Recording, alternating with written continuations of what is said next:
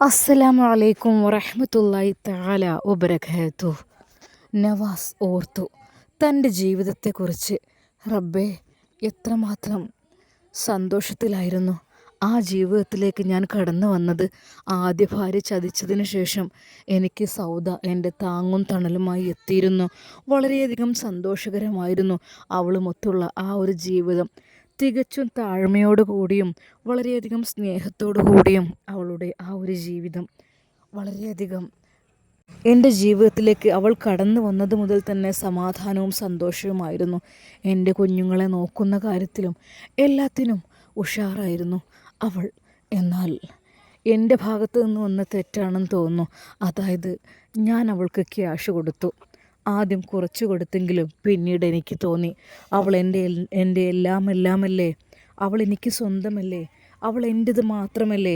അതുകൊണ്ടെന്താ, ഞാൻ മറ്റൊരു ഷോപ്പിട്ടപ്പോൾ ഞാൻ കരുതി അവൾക്കും അവളുടെ കുടുംബത്തിനും വേണ്ടതെല്ലാം ഞാൻ കൊടുക്കൽ ബാധ്യസ്ഥനാണ്. ഒരിക്കൽ പോലും അതിൽ ഒരു വ്യത്യാസം വരുത്താൻ പാടില്ല. ശരിക്കും എൻ്റെ പെണ്ണ്, അതെ, അവൾ എൻ്റെ പെണ്ണാണ്. അതുകൊണ്ട് എനിക്ക് അവൾക്ക് വേണ്ടത്ര ക്യാഷ് കൊടുക്കണം. അല്ലെങ്കിൽ അവൾക്ക് വേണ്ടതൊക്കെയും അവൾക്ക് കൊടുത്തേ തീരും. എന്തൊക്കെ തന്നെയായാലും ശരിക്കും അവളെ സന്തോഷിപ്പിക്കണം. അതായിരുന്നു അവൻ്റെ മനസ്സിൻ്റെ ഉള്ളിലുള്ള ആഗ്രഹം. വല്ലാത്ത വിഷമമായിരുന്നു എനിക്ക് അവളുടെ കാര്യത്തിൽ.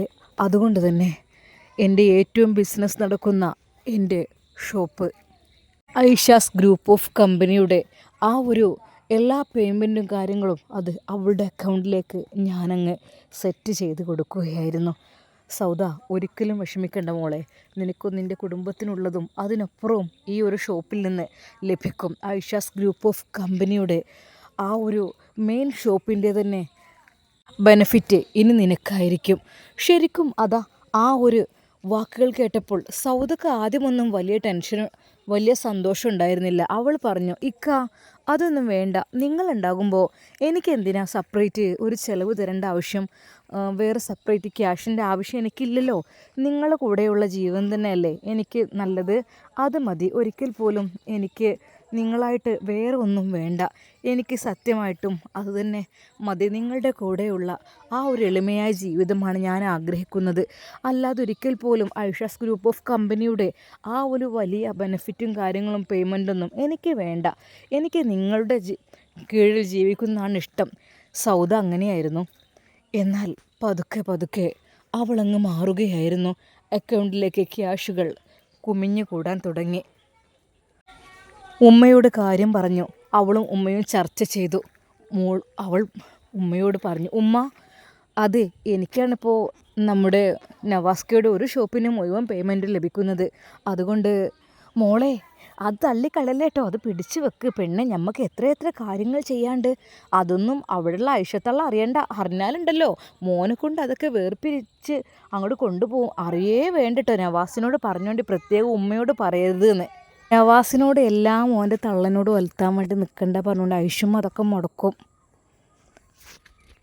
വെറുതെ അതിന് നിൽക്കണ്ട, ഇത് നമ്മളെ പൈസയാണ്. ഇനിയിപ്പോൾ എത്രയൊക്കെ തന്നെ ഐഷുമ്മ എന്തൊക്കെ തന്നെ മൂപ്പത്തേര് പെറ്റ മോനാണ് നവാസ് എങ്കിലും ആ പൈസയും കാര്യം അത് നമ്മൾക്ക് തന്നെ കിട്ടണം. കാരണം നവാസാണ് എന്നെ കെട്ടിയത്. ഉമ്മയുടെ ഉപദേശം കാര്യങ്ങൾ ശരിക്കും അത് പറയുന്നത് നവാസ് ശരിക്കും കേട്ടു. Phone loud സ്പീക്കറിലായിരുന്നു.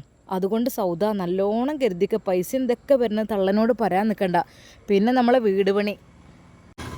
വീട് പണിയും കാര്യങ്ങളും അതുപോലെ തന്നെ ഒരിക്കലും തള്ളനോട് പറയാനേ നിൽക്കണ്ട. മനസ്സിലായല്ലോ? അതെ, നവാസ് അതെല്ലാം ഓർത്തു. അതെ, അവർ അന്നു മുതലേ അവൾക്ക് ഉപദേശം തുടങ്ങിക്കഴിഞ്ഞു. കാര്യം മറ്റൊന്നല്ല, സൗദ നല്ലവളായിരുന്നു എല്ലാം കൊണ്ടും. എനിക്കറിയാമല്ലോ ഓളെ കൂടെയുള്ള ജീവിതം. പക്ഷേ ആ ഗൾഫിൽ നിന്ന് ഗർഭിണിയായി വന്നത് മുതൽ അവളുടെ സ്വഭാവം അങ്ങ് മാറി. എന്നാൽ എനിക്കും അങ്ങ് തന്നെ കൺട്രോളില്ലാതെ ക്യാഷ്, ഐഷാസ് ഗ്രൂപ്പ് ഓഫ് കമ്പനിയുടെ ക്യാഷ് മുഴുവൻ അവളുടെ അക്കൗണ്ടിലേക്ക് കണക്കും കയ്യുമില്ലാതെ ഞാനും വിട്ടുകൊടുത്തുകൊണ്ടേയിരുന്നു. അത് മുഴുവൻ, അതിൻ്റെ ക്രെഡിറ്റ് മുഴുവൻ അവളുടെ അക്കൗണ്ടിലേക്കാക്കി മാറ്റി. സത്യം പറഞ്ഞാൽ ശരിക്കും എന്താണ് സംഭവിച്ചത് എന്ന് പോലും എനിക്കറിയുന്നില്ല. ഞാനായിട്ട് എല്ലാം കണക്കിലേറെ കൊടുത്തു. പെണ്ണാണ് ജാതി, ഒന്നും കൺട്രോളില്ലാതെ ചെയ്യരുതെന്ന് പറയുന്നതൊക്കെ ഓർക്കുന്നു ഞാൻ.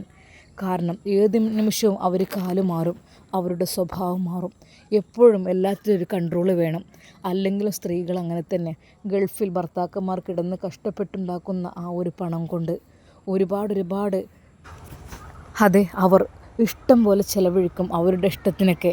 പിന്നെ അവരുടെ ഇഷ്ടത്തിനനുസരിച്ചുള്ള ജീവിതമായിരിക്കും. ചുരുക്കി പറഞ്ഞാൽ എല്ലാം കൊണ്ടും അവൾക്ക് ഞാൻ വളം വെച്ച് കൊടുത്തു. എല്ലാം ഇഷ്ടത്തിന്. അവരുടെ വീട്ടിലുള്ള സാധനങ്ങൾ, വീട്ടിൻ്റെ എല്ലാ ജോലികളും കാര്യങ്ങളും എൻ്റെ പെറ്റുമ്മ അറിയാതെ ഞാൻ അവർക്ക് എന്തൊക്കെയോ ചെയ്തു കൊടുത്തു.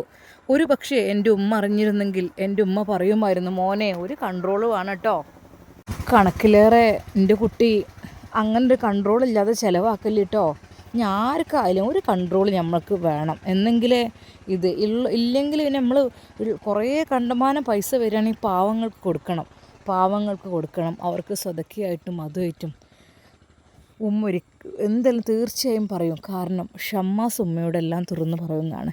ഷമ്മാസിന് ഷോപ്പിൽ നിന്ന് കിട്ടുന്ന ലാഭവും വിഹിതവും അങ്ങനെയൊക്കെ ആയിട്ട് കിട്ടുന്നതെല്ലാം അത് ഷമ്മാസ് സക്കാത്ത് കൊടുക്കും. അതെനിക്കറിയാം. പക്ഷെ ഞാനെല്ലാം അവർക്ക് വേണ്ടിയിട്ട് വേറെ പുറത്തേക്കൊന്നും പാവങ്ങൾക്കൊന്നും ഞാൻ സ്വതക്കൊന്നും ചെയ്യാതെ എല്ലാം ഞാൻ അവൾക്ക് വേണ്ടി കൊടുത്തു. അതെ, അവൾക്ക് വേണ്ടി മാത്രം, സൗദയ്ക്ക് വേണ്ടി, അവളുടെ വീട്ടുകാർക്ക് വേണ്ടി എല്ലാം ഞാൻ കൊടുത്തു. എന്താപ്പം ചെയ്യുക? ഇപ്പം ആകെപ്പാടെ ഒരു ടെൻഷനായ അവസ്ഥയാണ് എനിക്ക് എന്തെന്നില്ലാത്ത അവസ്ഥ. ഞാനായിട്ട് തന്നെ, വേറെ ആരെയും പറയണ്ട. എന്നാലും ഇത്രയധികം ഞാൻ കഷ്ടപ്പെട്ട് ഉണ്ടാക്കിയ ക്യാഷ്, അവർക്ക് വലിയ വീട് കാര്യങ്ങളെല്ലാം ഞാൻ സെറ്റാക്കി കൊടുത്തിട്ടും എൻ്റെ ഭാര്യയുടെ ഉമ്മ, ആ കുഞ്ഞിക്കഥയെ കണ്ണിൽ ചോരയില്ലാത്ത സാധനം. റബ്ബേ, കൊടുത്തത് ഏതെങ്കിലും പാവങ്ങൾക്ക് കൊടുത്തിരുന്നെങ്കിൽ പടച്ച റബ്ബിൽ നിന്ന് പ്രതിഫലമെങ്കിലും കിട്ടുമായിരുന്നു. പക്ഷേ എന്ത് ചെയ്യാൻ, ഒന്നും തന്നില്ല, ഒന്നും കിട്ടിയില്ല. അവർ വല്ലാത്ത സാധനം. ഒന്നും വേണ്ട, ഒരു നന്ദിയും വേണ്ട. അതെ, ഇങ്ങനെയൊക്കെ വെറുതെ ഗർഭിണിയായ ഞാൻ എൻ്റെ സൗദനെ എങ്ങനെ നോക്കിയത് എനിക്കും പഠിച്ചവനെ അറിയുള്ളൂ. അത്രക്കും ഞാൻ എൻ്റെ ഭാര്യയെ നോക്കിയിട്ടുണ്ട്. ഞാൻ അത്രക്കും ഒരിക്കൽ പോലും ഞാൻ അവളെ കൊണ്ടൊരു ജോലി എടുപ്പിക്കുകയോ അല്ലെങ്കിൽ ഞാൻ അവളെ കൊണ്ട് പ്രയാസപ്പെടുത്തുകയോ ഒന്നും ഞാൻ ചെയ്തിട്ടില്ല. എന്താ ചെയ്യുക, എൻ്റെ അവസ്ഥ അതങ്ങനെയായിപ്പോയി. ഇപ്പോൾ ഞാനിതാ കൊലയാളികളുടെ ഇടയിൽ. റബ്ബേ, എല്ലാവരും ചോദിക്കുന്നു എന്നോട്, എന്ത് കുറ്റം ചെയ്തിട്ടാണ് വന്നത്? ഒന്നും ചെയ്തിട്ടില്ല എന്ന് പറഞ്ഞപ്പോൾ പലരും കളിയാക്കുന്നു. അതങ്ങനെ തന്നെ പറയുകയുള്ളൂ എന്ന് പറഞ്ഞ് ശരിക്കും നവാസ് ഓരോന്നോർത്തു ആ ജയിലിൽ കിടന്നുകൊണ്ട്. റബ്ബേ, എൻ്റെ ജീവിതം ഇനി ഇങ്ങനെ ആയി തീരുമോ? ജാമ്യമില്ലാത്ത കേസിലാണ് എന്നെ പെടുത്തിയിട്ടുള്ളത്. എന്നാലും കുഞ്ഞിക്കതിയ, നിങ്ങൾ ഇത്രക്കും നന്ദി കെട്ടവളായി പോകുമെന്ന് ഞാൻ വിചാരിച്ചില്ല. നിങ്ങളുടെ മകൾക്ക് വേണ്ടി, നിങ്ങൾക്ക് വേണ്ടി, നിങ്ങളുടെ കുടുംബത്തിന് വേണ്ടി ഞാൻ എന്തെല്ലാം ചെയ്തു തന്നു. എന്നെ ഒരിക്കൽ പോലും നിങ്ങൾ ഇങ്ങനെ പെടുത്തുമെന്ന് ഞാൻ വിചാരിച്ചില്ല. അങ്ങനെയാണെങ്കിൽ ഒരിക്കൽ പോലും ഞാൻ നിങ്ങൾക്കൊന്നും ചെയ്തു തരില്ലായിരുന്നു. ഇപ്പോഴും ഞാനത് മാറ്റം വരുത്തിയിട്ടില്ല. അത് എൻ്റെ ഷോപ്പിൻ്റെ ക്യാഷ് ഇപ്പോഴും അങ്ങനെ പോയിക്കൊണ്ടിരിക്കുന്നു. എനിക്കറിയാം ഫോണൊക്കെ നിങ്ങളുടെ കൈകളിലായിരിക്കുമെന്ന്. പക്ഷേ അതൊന്നും എനിക്ക് പറയാൻ പോലും നിങ്ങളൊരു അവസരം തന്നില്ല. ഞാനെന്തെങ്കിലും പറയുമ്പോഴേക്കും നിങ്ങൾ ചാടിക്കേറി വീണ് എന്നെ നിങ്ങൾ കേസിൽ ഉൾപ്പെടുത്തി. പിന്നെ എനിക്ക് ആ കോടതി മുറിയിൽ നിന്ന് ഒരക്ഷരം മിണ്ടാൻ കഴിഞ്ഞില്ല. അല്ലെങ്കിലും കൂടുതൽ ഞാൻ സംസാരിക്കാറില്ലല്ലോ. എന്തിനു വേണ്ടിയായിരുന്നു കുഞ്ഞിക്കതിയ എന്നെ ഇത്രയധികം വിഷമിപ്പിച്ചത്? ഞാൻ എന്ത് തെറ്റ് ചെയ്തിട്ടാ? ആയിക്കോട്ടെ, എല്ലാവരുടെയും മുമ്പിൽ ഞാനൊരു കള്ളനായി മാറി. പീഡനമെന്ന് വെച്ചാൽ അതെ, എന്താണ് അത്രക്കും പീഡനമെന്ന് വെച്ചാൽ വളരെയധികം മോശമായ രീതിയിൽ ആലോചിക്കാൻ കൂടി കഴിയുന്നില്ല. അതും സ്വന്തം ഭാര്യയെ, ഗർഭിണിയായ പെണ്ണിനെ പീഡിപ്പിച്ചു, ഉപദ്രവിച്ചു എന്നാണ് പറഞ്ഞിട്ടുള്ളത്. പഠിച്ചോനെ, എന്താ റബ്ബേ ഇങ്ങനെയൊക്കെ? ഇത്രക്കും മോശമായ രീതിയിൽ ഇങ്ങനെയൊക്കെ ഞാൻ ചെയ്യുന്ന ആളുകൾ വിചാരിക്കൂലേ? റബ്ബേ പഠിച്ചോനെ, ഇല്ലാത്ത കുറ്റമാണ് റഹ്മാനെ. എനിക്ക് ഒരാളും എന്നെ തെറ്റിദ്ധരിക്കരുതേ. അല്ലാ എൻ്റെ ഉമ്മ എന്ത് വിചാരിച്ചിരിക്കും? എൻ്റെ അനിയന്മാർ എന്ത് വിചാരിച്ചിരിക്കും? ഞാൻ ഇത്രക്കൊരു മോശക്കാരനെന്ന് വിചാരിച്ചിട്ടുണ്ടാവുമല്ലോ. ഫസീൽ എന്ത് വിചാരിക്കും? അവരുടെ ഉമ്മ ഉപ്പ എല്ലാം ഓർത്ത് അതാ നവാസിനാകെ തല പെരുകുകയാണ്. ഒരു നിമിഷം അവന് തോന്നിപ്പോയി, റബ്ബേ ഈ ജയിലിൽ കിടന്ന് തന്നെ റഹ്മാനെ എന്നെ അങ്ങ് കൊണ്ടുപോയിക്കോ. ഇവിടെ കിടന്ന് തന്നെ ഞാനങ്ങ് മരിച്ചോളാം അല്ലാ. അതെ, ഇവിടെ തന്നെ എന്നെ അങ്ങോട്ട് കൊണ്ടുപോയിക്കോ.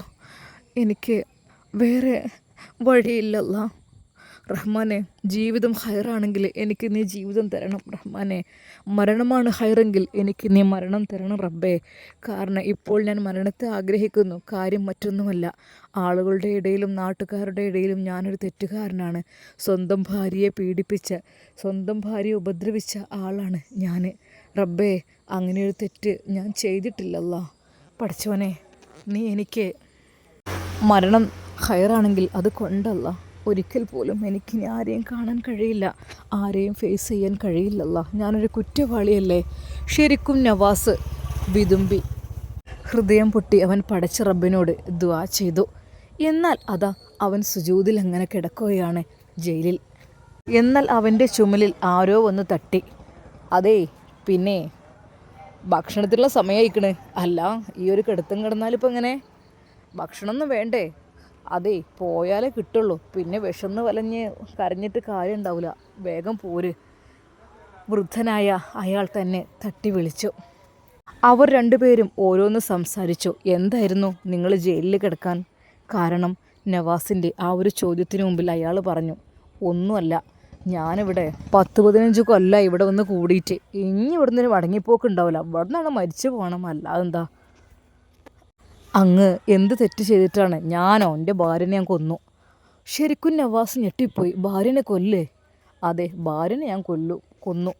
കാര്യം മറ്റൊന്നുമല്ല, ഓളെ ഞാനില്ലാത്ത സമയത്ത് ഒരാളെ വിളിച്ച് അകത്ത് കയറിയിരിക്കുകയാണ്. ഓൾക്ക് വേണ്ടി രാപ്പകൽ കഷ്ടപ്പെടാൻ ഞാൻ കഷ്ടപ്പെട്ട് അധ്വാനിച്ച് നമ്മൾ പണിയും വെയിലും മഴയും കൊണ്ട് ഉണ്ടാക്കിയ ആ പൈസ കൊണ്ട് ഓൾക്ക് തിന്നാൻ കൊണ്ടു കൊടുക്കും. ഓലാണെങ്കിലോ പെരൻ്റെ അകത്ത് നിന്ന് തിന്ന് സുഖിച്ചിട്ടേ ഓൾക്ക് നമ്മളൊന്നും പോരാ, വേറെ ആൾക്കാരെ വിളിച്ചിരുത്തുക.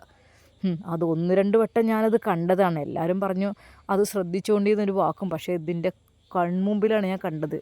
ആ നിമിഷം ഞാൻ ഒന്നും നോക്കിയില്ല. ഓനല്ല ഞാൻ കൊന്നത്. ഓനെന്ന് വെച്ചാൽ പലരിടത്തും പോകുന്നുണ്ടാകും. പക്ഷേ നമ്മളെ വിശ്വസിച്ച് നമ്മൾ അത്രക്കും കഷ്ടപ്പെട്ട് അധ്വാനിച്ച് നമ്മൾ അവർക്ക് വേണ്ടിയിട്ട് ചോര നീരാക്കി പണിയെടുത്ത് അവരെ മുമ്പിൽ കൊണ്ടുപോയി ഇട്ടെടുക്കും.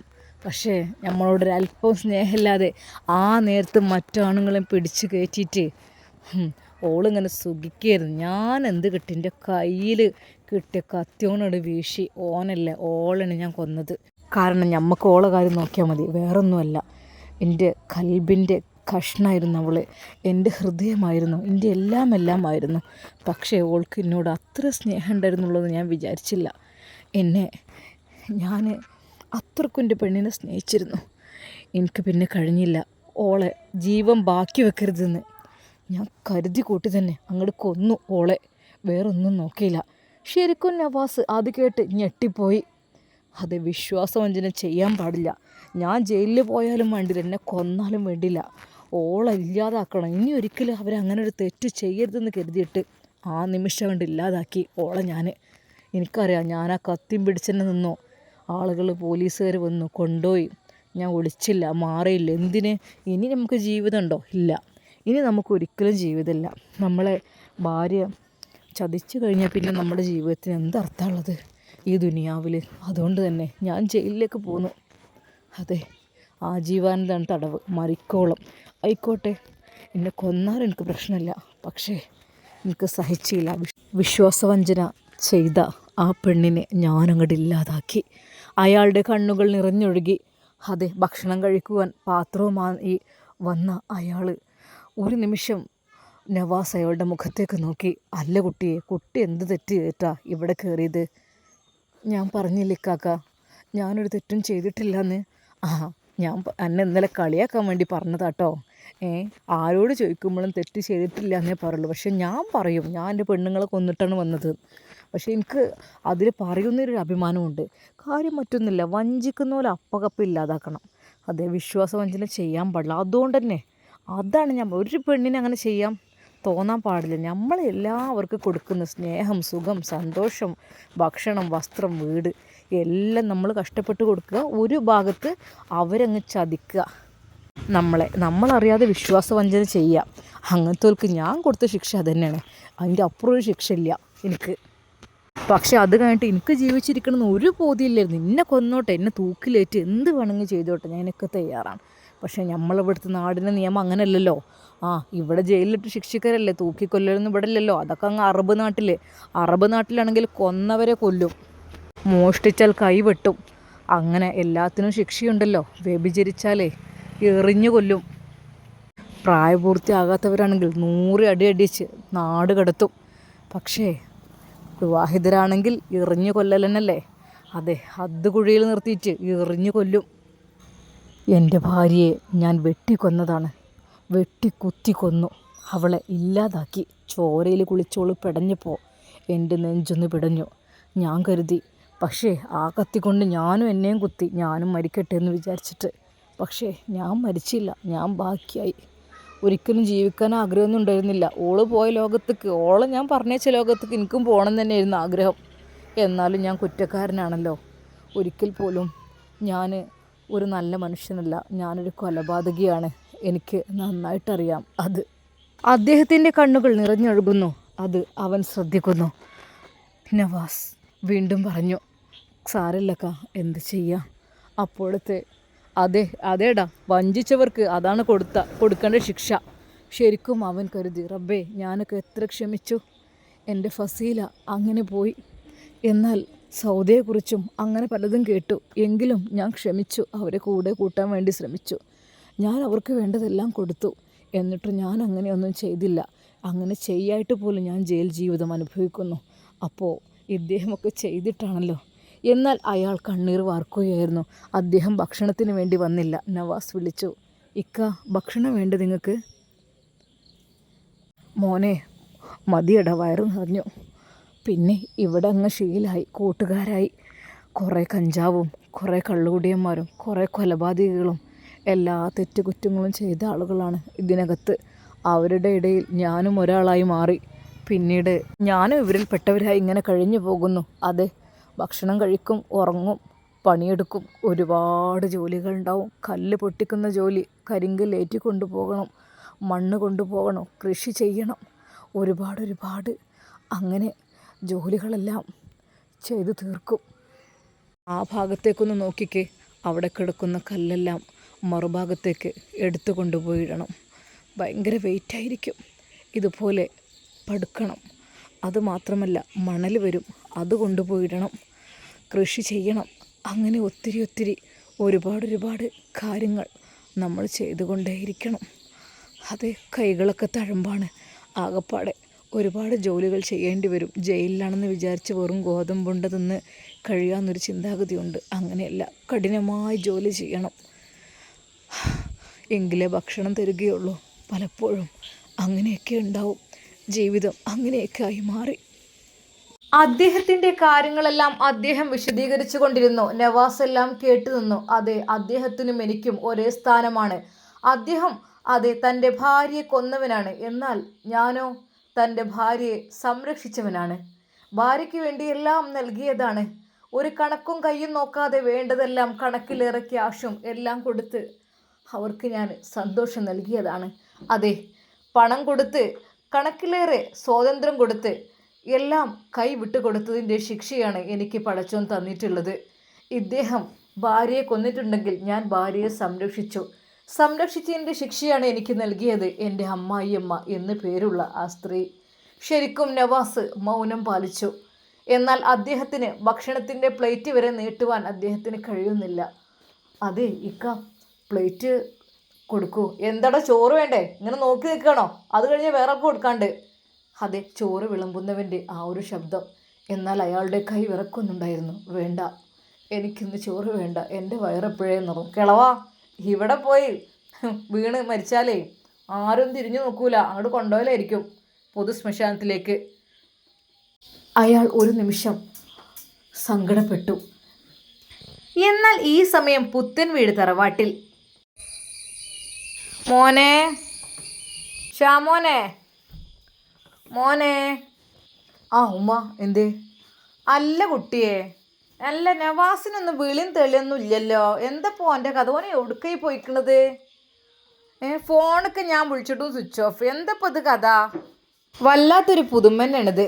എൻ്റെ റബ്ബേ, ഈ കുട്ടികളൊരു കാട്ടിക്കൂട്ടല്. എന്നാലും ഉണ്ടാവില്ല, പെരീന്നൊരു മനുഷ്യൻ പോയി കഴിഞ്ഞാൽ ഒരു പുള്ളിയും തെളിയും ഒന്നുമില്ല ഓനക്ക്. ഉമ്മ, അത് എന്താടാ? അല്ലേ, ചിലപ്പം വിളിക്കാൻ പറ്റേ പിന്നെ ഓൻ അലറൽ മോത്തക്കല്ലേ പോയിക്കണത് വിളിച്ചാൻ പറ്റാക്കാൻ. ഉമ്മ അത് ചിലപ്പം വിളിക്കാൻ പറ്റാത്ത സിറ്റുവേഷൻ ആണെങ്കിലോ? വിളിക്കാൻ പറ്റാത്ത സിറ്റുവേഷൻ ആണെങ്കിൽ ഫോൺ എന്തിനാ സ്വിച്ച് ഓഫ് ആക്കി എടുക്കണേ? ഉമ്മ ചിലപ്പോൾ ചാർജർ കൊണ്ടുപോയിട്ടുണ്ടാവില്ലേ? എൻ്റെ പൊന്നാര എൻ്റെ പറയിപ്പിക്കണ്ട എന്നെ കൊണ്ട്. അല്ല പിന്നെ ചാർജർ കിട്ടാനുള്ള പണി ഇപ്പോഴത്തെ കാലത്ത് എല്ലായിടത്തും പോയാൽ പിന്നും കാര്യങ്ങളുണ്ടാവും. ചാർജർ കൊണ്ടുപോകാൻ മറന്നതാണ്, അപ്പം അതാണ് അത് സ്വിച്ച് ഓഫ്. എൻ്റെ ഉമ്മ നിങ്ങൾ ദേഷ്യപ്പെടില്ലേ? എൻ്റെ പൊന്നാരൻ്റെ ഷമ്മാസ, ഞാൻ ദേഷ്യപ്പെടല്ല, ഞാൻ എൻ്റെ പെറ്റ തള്ളാണ്. ഞാൻ ചോദിക്കാണ് അറിയാത്തതുകൊണ്ട്. എന്തപ്പോൾ എൻ്റെ പ്ലാന്? രണ്ട് പെണ്ണും കെട്ടിക്കാണ്ട് ഓൻ നടക്കണ്ടല്ലോ ഇങ്ങനെ. എവിടേക്ക് ഓൻ പോയത്? എന്നാലും ഉണ്ടാവില്ല ഒരു മുണ്ടും പറയും ചെയ്യാം. അതുമില്ല, വല്ലാത്തൊരു പുതുമന്നെയാണ് ഇപ്പത്. ഉമ്മ ഒന്നും മിണ്ടാതിരിക്കേ, അപ്പുറത്ത് സൗദത്തുണ്ട്, അതൊക്കെ കേട്ടിട്ട് ചിലപ്പം എന്തെങ്കിലുമൊക്കെ പ്രതികരിക്കും. ഉമ്മ ഒന്നും മിണ്ടാതിരിക്കേ. എന്താ ഓളെ പേടിച്ച് മിണ്ടാതിരിക്കാനൊന്നാവൂല. ഞാൻ എൻ്റെ മോൻ്റെ കാര്യമാണ് പറയണത്. ഓളെ പേടിച്ച് കണ്ടിപ്പോൾ മിണ്ടാതിരിക്കാനിപ്പോൾ എന്താ അത്? ഓൾക്കിപ്പോൾ അത് അറിയണതന്നല്ലേ.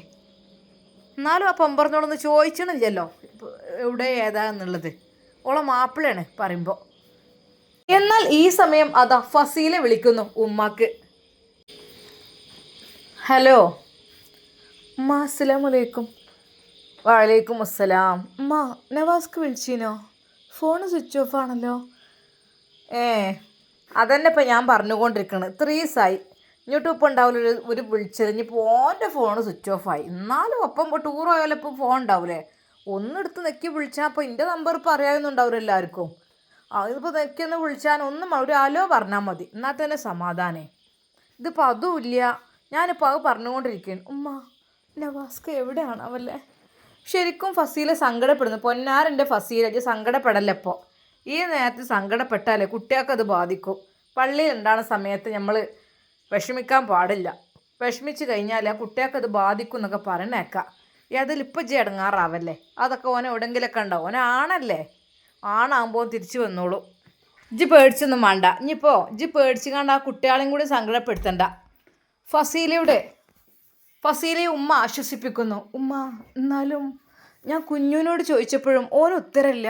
ഞാൻ പറഞ്ഞു, കുഞ്ഞോ എന്താന്ന് അവിടെ ഇക്ക് വിളിക്കുന്നില്ല, എന്താവോ?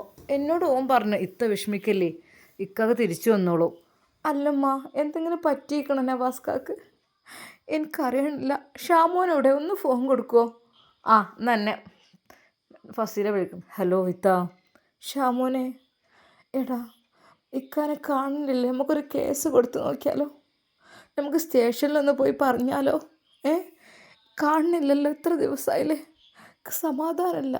എൻ്റെ പൊന്നിത്ത, ടൂറ് പോയതല്ലേ, 1 മാസമൊക്കെ പിടിക്കും. എന്നാലും ഒന്ന് വിളിച്ചൂടെ ഷാമോനെ? ഈ ഒന്ന് അന്വേഷിച്ച് നോക്കുമോ? പോലീസ് സ്റ്റേഷൻ കൂടെ പോയി ആരുടെയും നമ്പർ കിട്ടി ഒന്ന് വിളിച്ച് ചോദിച്ചോക്കോ. സമാധാനമല്ല മോനെ. മക്കളാണെങ്കിലും കുട്ടികൾ ഉപ്പച്ചയെ ചോദിച്ച് കരയാൻ തുടങ്ങിയിട്ടും കുറച്ച് ദിവസമായി. എന്താ ഞാൻ ചെയ്യുക ഷാമോനെ? ഇത്ത, നിങ്ങൾ വിഷമിക്കല്ലേ, എനിക്ക് കുറച്ച് കാര്യങ്ങൾ പറയാനുണ്ട്. അതായത് ഇൻഷാ അല്ലാ. അത് എന്താ ഷാമോനെ? എന്താടാ ഒന്ന് പറയ്. നിങ്ങൾ എന്തൊക്കെയോ മറച്ച് വെക്കുന്നുണ്ടോ? അല്ലെങ്കിൽ ഒരിക്കലും ഇക്ക ഫോൺ സ്വിച്ച് ഓഫ് ആക്കൂല. ഇനിയിപ്പോൾ എന്തൊക്കെ തന്നെയാണെങ്കിലും സ്വിച്ച് ഓഫ് ആക്കൂല ഫോണൊന്നും. അതൊക്കെ ഇനിയിപ്പോൾ കുറച്ച് വൈകിയാൽ തന്നെ അപ്പോഴെങ്ങനെയെങ്കിലും എന്തെങ്കിലും ഒരു സിറ്റുവേഷൻ വരികയാണെങ്കിൽ തന്നെ മറ്റേ ഫോണിൽ നിന്ന് വിളിച്ച് വർത്താനൊക്കെ ചോദിക്കും, മക്കളോടൊക്കെ സംസാരിക്കും. അങ്ങനെയാണ്. അല്ലാതെ ഒരിക്കലും ഇക്ക അങ്ങനെ. എന്താ ഷാമോ, നിങ്ങൾ എന്തേ മറച്ച് വെക്കുന്നുണ്ടോ? ഇത്ത, ഒന്നുമില്ല, ഞാൻ അങ്ങോട്ട് വരണ്ട് കുറച്ച് കഴിഞ്ഞിട്ട്. എന്നാൽ ഉമ്മ അത് കേൾക്കുന്നു. അല്ല ഷാമോനെ, എന്താ ഇപ്പം നിങ്ങൾ വലിയ വർത്താനം? എന്താണ് അവൾ പറയണത്? എൻ്റെ കുട്ടി എവിടെ? സത്യത്തിൽ ഞാൻ അറിയാത്തതുകൊണ്ട് ചോദിക്കണേ. എൻ്റെ നവാസ് എവിടെ പോയാലും വിളിച്ചാതൊക്കെ ഇല്ല, ഓൻ വിളിക്കലുണ്ട്. സത്യം പറയണം, നിങ്ങൾ എന്തെങ്കിലും മറച്ച് വെക്കുന്നുണ്ടോ നിങ്ങൾക്ക്? ശരിക്കും അത് കേട്ടപ്പോൾ ഒരു നിമിഷം അതാ സൗദ എഴുന്നേറ്റ് വന്നു അവിടുന്ന്. എന്ത് പ്രശ്നം? എവിടെ നവാസ്ക? ഞാനും ചോദിക്കണം വിചാരിച്ച് നിൽക്കുകയാണ്. നവാസ്ക ഞാൻ വിളിച്ചിട്ട് നോക്കിയിട്ടില്ലേ, പിന്നെ ടൂർ പോയി എന്നപ്പോൾ പറഞ്ഞപ്പോൾ പിന്നെ ഇപ്പോൾ അത്യാവശ്യത്തിന് ഇവിടെ ഷാമോനൊക്കെ ഉണ്ടല്ലോ എന്നും ഞാൻ കരുതി. എന്നാൽ ഐഷുമ്മക്കത് പറ്റിയില്ല. ഇത്ര ദിവസമായിട്ടും നവാസിനെ കാണാനില്ലായിട്ട് അവൾ യാതൊരു രീതിയിലുള്ള ഒന്നും ചോദിക്കണമെന്നില്ല. പക്ഷേ ഫസീലാൻ്റെ ഒപ്പം ഓൻ നടക്കണോ ജീവിക്കണോ ഓൾക്ക് പറ്റൂല. ഫസീലാൻ്റെ ഒപ്പം അല്ലാതെ ഒറ്റയ്ക്ക് എവിടേക്ക് പോകണമെന്ന് ഓൾക്ക് കുഴപ്പമില്ല. പക്ഷേ ഫസീലാൻ്റെ ഒപ്പം പോകരുത്, അതാണ് ഓൾക്കുള്ള ഒരു പ്രശ്നം, അത് മാത്രം. എന്നാൽ ഫസീല വല്ലാതെ വിഷമിക്കുന്നുണ്ട്. ഉമ്മയുടെ അടുത്ത് വീണ്ടും ഷമ്മാസുദമ്മ ഫോൺ കൊടുത്തു. ഉമ്മ നവാസ്ക്ക് എവിടെയാണെന്ന് ഷാമോനോട് ചോദിച്ചു നോക്കുമ്മ. എൻ്റെ പൊന്നാര മോളെ, എൻ്റെ അതേ അവസ്ഥ തന്നെയാണ് എനിക്കും. നവാസേ, ഈ എന്തെങ്കിലും മറച്ചു വെക്കുന്നുണ്ടടാ? എന്തെങ്കിലും മറച്ചു വെക്കുന്നുണ്ടോ? ഇന്നലെ വന്ന ഇവര് ഹെൽത്തിൻ്റെ ആൾക്കാരൊക്കെ വന്ന് എല്ലാം വർത്താനം എന്തൊക്കെ ചോദിച്ചൊക്കെ എഴുതി കുത്തിപ്പോയിക്കണ്. അല്ല, എൻ്റെ കുട്ടി എവിടെ റബ്ബേ? ഫോൺ സ്വിച്ച് ഓഫ് ആണെന്ന് പറഞ്ഞു.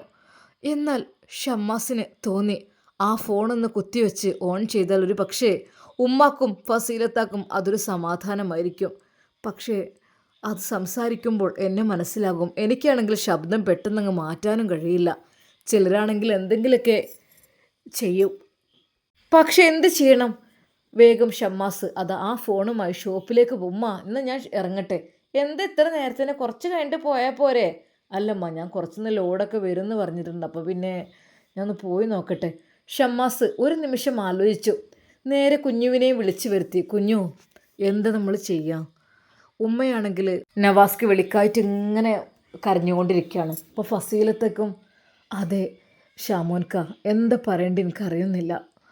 എങ്ങനെയെങ്കിലും നവാസ്കയെ ഒന്ന് വിളിപ്പിക്കാൻ പറ്റുമായിരുന്നെങ്കിൽ, എങ്ങനെയെങ്കിലും ജയിലത്തെ സൂപ്രണ്ടിനോടെങ്ങാനും പറഞ്ഞിട്ട് ഒന്ന് വിളിപ്പിക്കാൻ പറ്റുകയാണെങ്കിൽ. എടാ, അതൊക്കെ ഇപ്പോൾ പറ്റും തോന്നുന്നില്ല. അതായത് അത്രക്കും പരിതാപകരമായ അവസ്ഥയിലാണിപ്പോൾ നവാസ്ക ഉള്ളത്. ഞാൻ കണ്ടതല്ലേ, എനിക്ക് അടുത്തു നിന്ന് സംസാരിക്കാൻ തൊടാനൊന്നും പറ്റിയില്ല. അങ്ങനത്തെ ഒരു സിറ്റുവേഷനിലാണ്. ഞാൻ അങ്ങോട്ടും ഇങ്ങോട്ടും മാറ്റണേ കുഴപ്പമില്ല. ഫസ്റ്റ് ടൈം അങ്ങനെയൊക്കെ ആയിരിക്കുമായിരിക്കും. പിന്നെ എന്ന് വെച്ചാൽ എല്ലാവരും അവിടെ കൊലപാതകങ്ങളും എല്ലാ തെറ്റും കുറ്റവും ചെയ്തവരല്ലേ. അല്ലേ, എങ്ങനെയെങ്കിലും നവാസ്കയെ കൊണ്ട് ഒന്ന് സംസാരിപ്പിക്കാൻ ഉമ്മാക്കും ഫസീലത്തക്കും. സൗദ പിന്നെ കൂടുതലായിട്ട് നവാസിനോട് സംസാരിക്കണം അങ്ങനെ ഒരു ചിന്താഗതിയൊന്നും അവൾക്കില്ല. അവൾ അത്രയൊന്നും ഇതാക്കിയില്ല. പക്ഷേ എന്തപ്പോൾ ചെയ്യാം? എങ്ങനെയെങ്കിലും ഒരു സിറ്റുവേഷനിൽ എങ്ങനെയെങ്കിലും അറിയിക്കാതെ ഞാൻ നജീബ് സാറിനോട് ഒന്ന് പറഞ്ഞു നോക്കട്ടെ. കാരണം അത്യധികം വിഷമഘട്ടത്തിലാണ് അവർ. ജയിലിലാണെന്ന് പറഞ്ഞാൽ അതിലേറെ വിഷമിക്കും. പിന്നെ ടൂറ് പോയതാന്നുള്ള നിലക്ക് നിർത്തിയേക്കാണ്. ഒരു പക്ഷെ അങ്ങനെ ഒന്ന് നവാസ് ഖാനോട് ഒന്ന് ഫോൺ ചെയ്ത് ഒന്ന് സംസാരിക്കാൻ പറ്റിയിരുന്നെങ്കിൽ എത്ര നന്നായിരുന്നു. ഉമ്മയുടെയും ഫസീലത്തിയുടെയും വിഷമം മാറ്റണം. ഒരിക്കൽ പോലും അവരെ അറിയുകയും ചെയ്യരുത്. റബ്ബേ, എന്തൊക്കെ തന്നെയാണ് 14 ദിവസം റിമാൻഡിലാണ്. 14 ദിവസത്തിന് ശേഷം ഇനി എന്തെങ്കിലുമൊക്കെ ചെയ്യാൻ പറ്റുള്ളൂ എന്ന് പറഞ്ഞു. കാരണം എന്തായാലും കേസ് എഫ്ഐആർ ചെയ്തതാണ്. അതിൽ കുറവായിട്ട് ഒരു ദിവസം ഇനി കിട്ടില്ല. ഇനി അതിന് ശേഷം എന്തെങ്കിലുമൊക്കെ.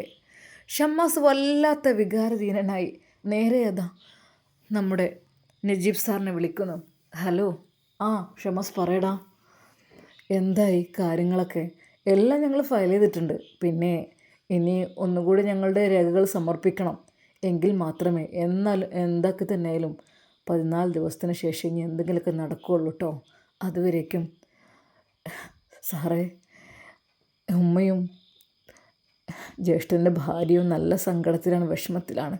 അവർക്ക് കൂടുതൽ ഡിപ്രഷൻ വരുമെന്നൊക്കെ അതായത് ഫോൺ വിളിച്ചിട്ട് സ്വിച്ച് ഓഫ്, ടൂറ് പോയതാന്ന് പറഞ്ഞാൽ ഒരിക്കലും നവാസ്ക അങ്ങനെ ചെയ്യുന്ന ആളാണെങ്കിൽ കുഴപ്പമില്ല. അത് സ്ഥിരമായിട്ട് 2-3 നേരം അവിടെ സംസാരിക്കുന്നതും വിളിക്കുന്നതും ഒക്കെ ആയ ആളാണ്. അതുകൊണ്ട് തന്നെ ഉമ്മാക്കത് വല്ലാത്തൊരു ഷോക്കായിക്കണ്. എന്ത് ചെയ്യാം? എന്തെങ്കിലും നവാസ്കയെ കൊണ്ട് ഒന്നെങ്കിലും 1-2 സംസാരമെങ്കിലും സംസാരിപ്പിക്കാൻ കഴിഞ്ഞിരുന്നെങ്കിൽ. നജീബ് സാർ ഒരു നിമിഷം ഓർത്തു തൻ്റെ ജയിലിലെ കൂട്ടുകാരൻ, അവിടെ വർക്ക് ചെയ്യുന്ന ആ ഒരു പോലീസ് രാഹുലിനെ ഓർത്തു. രാഹുലിനോട് സംസാരിച്ച് കഴിഞ്ഞാൽ ഒരു പക്ഷേ എന്തെങ്കിലുമൊക്കെ ഞാൻ നോക്കട്ടെ ഷമ്മാസ്, ഞാൻ രാഹുലിനോട് ചോദിച്ചിട്ട്. കാരണം എന്താണെന്ന് വെച്ചാൽ ജയിൽ പുള്ളികൾക്കൊന്നും അങ്ങനെയൊന്നും ഇല്ല. ഇനിയിപ്പോൾ അഥവാ ഉണ്ടെങ്കിൽ എന്തെങ്കിലുമൊക്കെ ഒരു അത്യാവശ്യം സംസാരിക്കാനൊക്കെ ആണെങ്കിൽ ഞാൻ ചോദിച്ചു നോക്കാം. അത്രയധികം ഒരു സിറ്റുവേഷനൊക്കെ അല്ലേ? അതെ, സത്യമായിട്ടും അത്രയധികം മോശമായ സിറ്റുവേഷൻസാണ്. എൻ്റെ ഉമ്മയാണെങ്കിലും എൻ്റെ ഇത്താത്തയാണെങ്കിലും. അതുകൊണ്ട് എങ്ങനെയെങ്കിലും നജീബ് സാർ അവരുടെ ഒരു സംസാരിച്ചാൽ മതി. ജസ്റ്റ് ഒരു 5 മിനിറ്റ് പോലും വേണമെന്ന് ഞാൻ പറയുന്നില്ല. 1 മിനിറ്റ് 2 മിനിറ്റായാലും മതി അവരുടെ സമാധാനത്തിന്. കാരണം ഉമ്മ ആകെ ടെൻഷനിലാണ്. ഉമ്മ എന്തൊക്കെയോ ടെൻഷനായി എന്തൊക്കെയോ പറയുന്നുണ്ട്. കാരണം നവാസ്ക്ക് അങ്ങനെ വിളിക്കാതൊക്കെ ഇല്ലേ. പിന്നെ എൻ്റെ ജ്യേഷ്ഠൻ്റെ ഭാര്യയാണെങ്കിലും വല്ലാതെ. അല്ലടാ, ജ്യേഷ്ഠന് 2 ഭാര്യയല്ലേ? അപ്പോൾ 2 പേരും ഇല്ല, 2 പേരില്ല. ചെറുത് അങ്ങനെ അതിനെക്കുറിച്ചൊന്നും പറഞ്ഞിട്ടൊന്നുമില്ല. വലുതാണ് കൂടുതലായിട്ട്. അവരാണെങ്കിൽ പ്രഗ്നൻറ്റും ആണ്. ഓ, ഓക്കെ ഓക്കെ, മനസ്സിലായി. എനിക്ക് മനസ്സിലാവുന്നുണ്ട് ഷാമോൻ. നമുക്ക് എന്തെങ്കിലുമൊക്കെ സിറ്റുവേഷൻസ് ഉണ്ടാക്കാം കേട്ടോ. ഏതായാലും തങ്ങൾ പറഞ്ഞത് പ്രകാരം നമുക്ക് തെളിവുകളും രേഖകളും എല്ലാം കിട്ടിയിട്ടുണ്ടല്ലോ.